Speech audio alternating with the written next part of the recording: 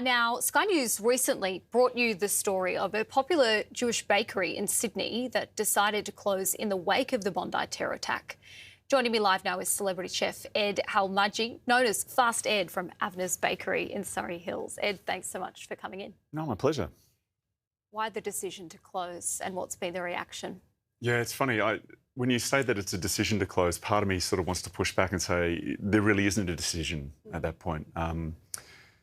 I and the business have been dealing for 2 years non-stop, 6 days, 7 days a week, every week for 2 years with all manner of graffiti, vandalism, broken windows, glue in the door locks, threatening notes under the door, people screaming abuse out the window of a passing car, and it gets worse and grosser. And that stuff, to be honest, that was all right. A bit of water off the duck's back. I like to think I'm a bit more thick-skinned than that. But along the way, there were more serious things that happened, a number of which ended up involving police.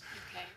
And then more recently, there had been a couple of issues which had arisen that really went from being intimidation into a genuine concern about violent action and the propensity for someone, whether it's my family, staff, customers, to be properly heard. And we were discussing this with police, and I sort of hadn't really worried too much about it. On the day that Bondi happened, we were again having to meet with police in the morning, talking about this ongoing threat, and having it explained to us that this is serious. You need to be taking this very, very seriously.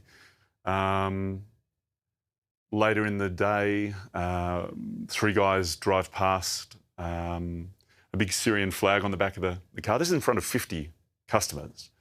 And one of them, in between screams for Free Palestine, tells me that he's going to come back and, do serious violence, genuine violence. It was all witnessed by people. And again, I was like, oh, whatever. But then after that evening, I think I kind of woke up out of a stupor and realised that my flippancy and my tendency towards wanting to keep going had maybe been a little rash. And the potential consequences had become so significant and so likely that I had to say to myself, you know what?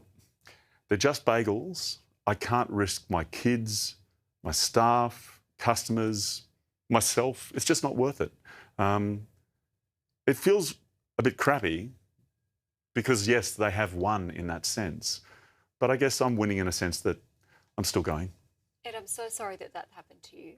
So am I. It's been happening for such a long time too. What did you make of the response from authorities? Look, first thing I'd like to say is that New South Wales Police are phenomenal. I could not praise them enough. The team out of Surrey Hills, Martin Fireman and his guys out of City, or senior guys from Command, they've been so helpful, so supportive, such incredibly good advice. You know, when we get people breaking in with bad intent, their follow-up was amazing. When people are, you know, offering very serious violent threats, their follow-up was incredible. They have an extraordinarily difficult job, a really difficult job, and I think they do it with serious aplomb. At both a federal and a state level, I've had no end of people wanting to assist. I think one of the real problems is that a lot of what is causing this and a lot of how it shows itself aren't solvable. Right. Not in the short term anyway. And so we have this real desire to want to see immediate, radical, material change. But that's not what's possible. Surely a royal commission at a federal level, though, would give us a sense of how broad the issue is to solve. You know, what are the gaps in our intelligence agencies in picking up radical ideas? You know, what are the gaps on the ground when it comes to policing? Is that something you back? Oh, look, I think transparency is always good. In my mind, it comes down to a very important distinction. Who is it that you're trying to investigate? Do you want to investigate your government and its agencies, or do you want to investigate where the problem is? Because this is not a governmental problem. This is a social problem. This idea of anti-Jewish hatred, which has really seen a spike over recent times, is not being caused by police. It's not being caused by security services. It's not being caused by government. the extent to which they're able to manage it can be really difficult because it is a balancing act between freedom of expression, freedom of association, and where those things are taken too far. And if you go and say, well, we now want to have these radical laws that prevent people from being able to X, Y, or Z, what are the consequences of that? Yeah. And I think those debates are really important to have. I don't oppose a federal royal commission. Yeah. I just wonder what it's going to tell you. If your focus is on security services, that's not telling you what's happening in homes and suburbs and communities throughout Australia. The thing that'll solve that is the very work that these agencies should be busy doing rather than having their attention I elsewhere. mean, there's so many issues at so many levels. So when you look at Bondi specifically, I mean, one of those alleged gunmen was being looked at by ASIO many years ago. Yeah. He fell off the radar. The other alleged gunman had a gun licence, even despite the investigation of the son. So there are some things to look at. Sure, but it's an interesting way to express it because what you've said is that he fell off the radar, and I've seen this expression used a number of times. Yeah. What the security services have said in their explanation is no, that they had investigated it and cleared the problem.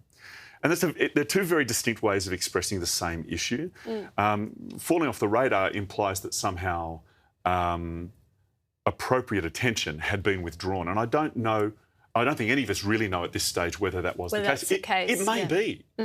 But what we really need to ensure is that all of our security services and our police services have the time, the energy and the opportunity to be focused on what's happening at a community level, because that's where the danger's emanating from. I mean, whether it's the progressive community around Surrey Hills, some of it did, or further afield. Ed Halmagyi, thank you so much for coming in, and we'll keep in touch with you. All right. Thank you.